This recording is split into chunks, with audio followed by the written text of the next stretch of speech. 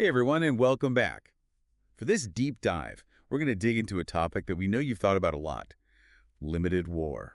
We're cracking open Clausewitz's On War again, Of course. looking specifically at chapters 7 and 8 of Book 8, Okay. where he digs into this idea of setting limited objectives, both on the attack and when you're on the defense. Right, because you don't always have to go for total victory to Exactly. make gains or to avoid losing big. And Clausewitz really underscores that aiming for total victory sometimes is just not feasible. Right. It might not even be possible. Yeah. So he really gives you a framework for maximizing your gains or minimizing losses, even when you're not going for that knockout punch.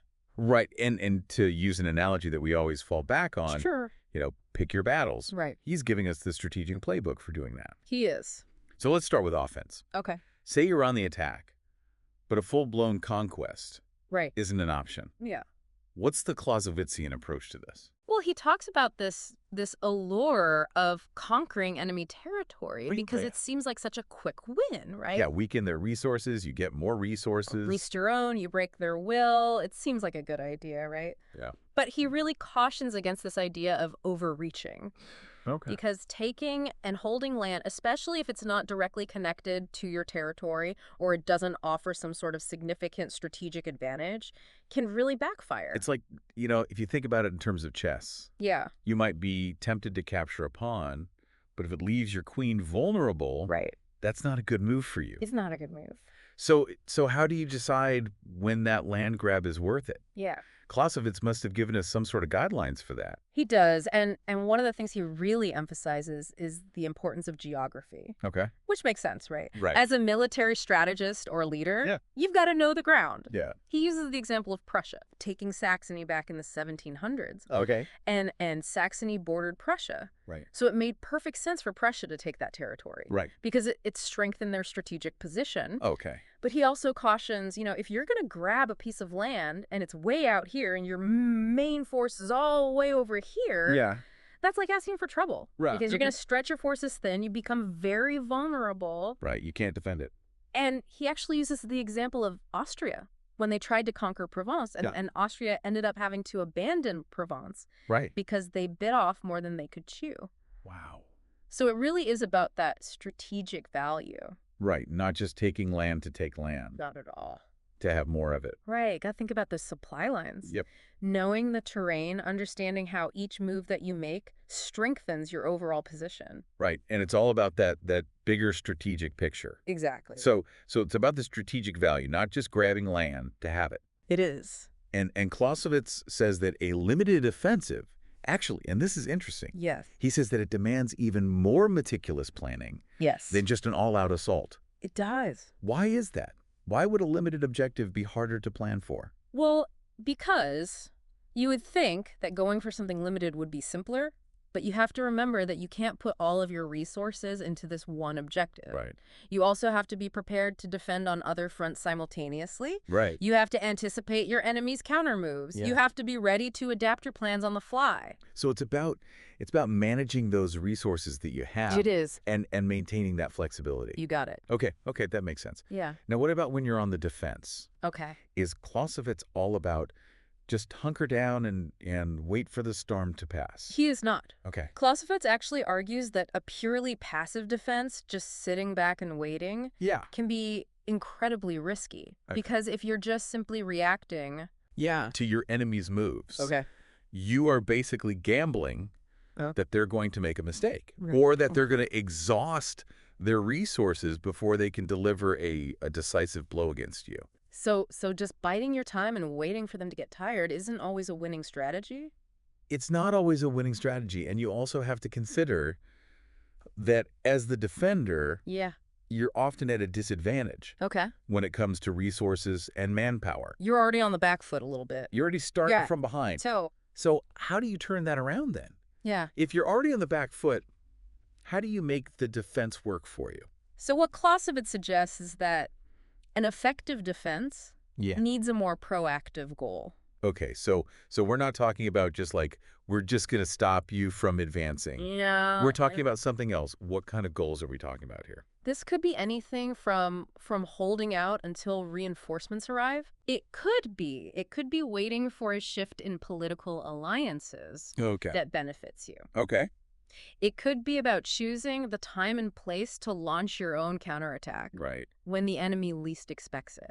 So it's not just about absorbing blows and hoping for the best. It's not. It's Yeah. about using that defense to set yourself up Yes. for when the time is right to Exactly. make that counteroffensive. Strategic patience. Yeah. Choosing your battles. And then when the moment is right, Yeah. turning the tables on your opponent. Oh, I like that. It's Yeah. like he almost gives us like a framework for thinking about this, right? He does. Not a set of hard and fast rules, but a framework. Yeah, he does. And he illustrates these principles with such great examples, you know. He contrasts Frederick the Great Okay. and his defensive strategy in the 7 Years' War, Yeah. where he very carefully chose when and where he was going to fight. Okay. He preserved his forces, right? Only struck when he saw the opportune moment to do so. And then you contrast that with Russia and their approach against Napoleon in 1812. Two totally different approaches. Totally different. Both. I mean, But both rooted in Clausewitz's thinking. in Clausewitz. Yeah. But tailored to Yeah. to the specific circumstances of the conflict. Exactly. So Russia used its vast territory almost as a weapon Oh wow. to draw Napoleon deeper and deeper into Russia. Wow. And then they stretched his supply lines. Right. They bled his forces dry. Yeah. And then, when the time was right, they launched their counteroffensive. It's a classic example of what seems like a disadvantage turning into a strategic asset. And that reminds me of that, I think it's a Sun Tzu quote. Yeah. The greatest victory is that which requires no battle. Right. You know, in both of these cases, both Frederick the Great and the Russians were victorious, not just because they were winning on the battlefield, but they chose the time and the place of that engagement. Absolutely. And that brings us to, I think, another really interesting aspect of Clausewitz Okay. when he talks about limited war. Okay. And that is the psychological dimension of this. Okay, so we're talking about now, like, what's going through the minds of the leaders, Right. the troops, even the civilian population at home. Sure. When the goal isn't necessarily total victory. Right. So what he stresses is that a limited war, especially one that you are fighting on the defense, requires a certain kind of mental fortitude from everyone that's involved, right? Sure. Because when you're not marching towards total conquest, Right. it can be very difficult to maintain morale, Oh, sure. to maintain public support for what you're doing. Yeah. It's easy to rally behind a cause. Right. When the end goal is clear, it's decisive. This is what we're going for. Everybody's on board, right? Right. When it's more limited, it takes a different kind of commitment to see it through. It does. And this is where leadership becomes absolutely paramount, Okay. right? Clausewitz, he emphasizes this idea of managing expectations, Okay. both within the military, but then also among the public at large. Okay. You know, leaders, they have to be able to clearly articulate what the limited objectives are. Right. What's the strategic rationale for this? Yeah. Prepare people that there are going to be setbacks along the way. Right. There are going to be sacrifices. It's not going to be easy. And that we may not, you have to kind of set those expectations. Yeah. And we may not get everything that we want. And that's part of maintaining trust. Yes. Which is so essential. Right. Like being honest with people. Right. Being upfront about what the goals are. And Clausewitz, speaking of these long struggles, these protracted conflicts, Yeah. he was also very aware of how political landscapes can shift during a conflict. Right. Especially when it's a limited. in limited war. Right. And it's going to go on for a long time. Right, because what's the famous line? That war is a continuation of politics.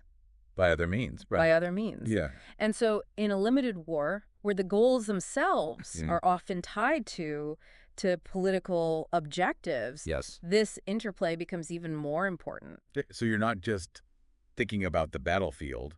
You're not You're thinking about all this other stuff that's going on. the political realities. Yeah, the political realities back home. Absolutely. The different factions. The different actors. The different actors involved. All of that Yeah. factors into how you conduct a limited war.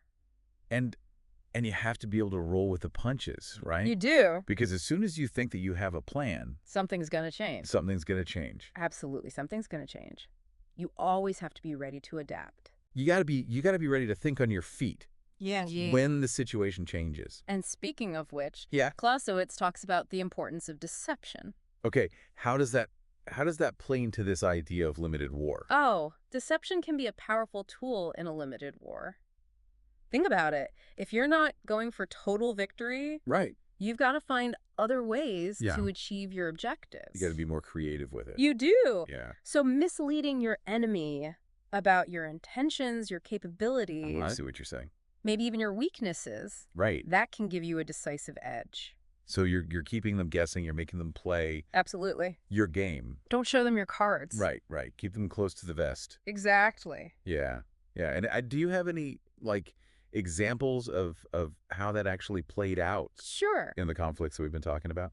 I mean, take Frederick the Great, for example. Okay. He was a master of deception. I mean, he would constantly feint attacks in one direction, draw the enemy away from his true objective, and then, bam, he would strike where they were most vulnerable. Wow. On the flip side, he was also very good at making his forces seem much larger than they actually were. Oh, wow. To deter the enemy from attacking. So it's all about, it's like playing poker. It is like playing poker. Right, where you're trying to You're bluffing. you're bluffing, you're misdirecting, It's directive. you can win big with a weak hand You can. if you play it right. You can, and just like in poker, Yeah. understanding your opponent is absolutely crucial. Right. And Clausewitz, he hammers this point home again and again. Okay. Know your enemy. Okay. Know their history. Know their culture, their political system. Wow. Know their personalities. Right, because if you really want to outmaneuver them, you got to get inside their head. You got to get inside their heads. Understand how they think. What motivates them? What their fears are. What are they afraid of? What their strengths and weaknesses are. You got it. It's not just about knowing what they're capable of. It's not just about... It's about knowing how they think. It's their mindset. It's their mindset. Right. And this is even more important, I think, in a limited war. Okay. Because you're not trying to annihilate your enemy. Right. You're not trying to completely destroy them. Right. You're trying to find other ways to influence their behavior. Right. You're trying to compel them to negotiate. Right. Or you're trying to achieve your objective without having to completely crush them. It takes finesse. It takes a deep understanding of the nuances of that situation and how to kind of nudge things in the right direction. It does. It's about applying the right pressure at the right time. Yeah. It's a high stakes game. High stakes. Especially in war. And that brings us back to, I think, one of the main points that Clausewitz makes, and that is war is inherently unpredictable. Yes, it is. There's no magic formula for success. Right. But by understanding these principles of limited war, by clearly defining your objectives, by adapting to changing circumstances, by knowing your enemy as well as you know yourself, you can navigate this incredibly complex and incredibly dangerous landscape much more effectively. So we've gone on this deep dive into Clausewitz. We have. What are the key takeaways that we should take from all of this? I think first and foremost, always define your objectives clearly. And make sure those objectives are realistic. Never, ever underestimate the importance of adaptability and flexibility. Right, because things are going to change. They will absolutely change. Never lose sight of the human element in war. Right. These are people's lives that we're talking about. The human cost of war. Absolutely. Yeah. And always, if it's at all possible, strive for peace. Strive for peace. Yes. I think those are words to live by. I do too. Whether you're on the battlefield or even, just in your everyday life. Absolutely. Yeah, pick your battles, know your enemy, be adaptable. Those are all good life lessons. Really good life lessons, yeah. Thanks for joining us. My pleasure. For this deep dive. Until next time. See you then. Keep exploring. Keep thinking. Keep questioning. And keep learning.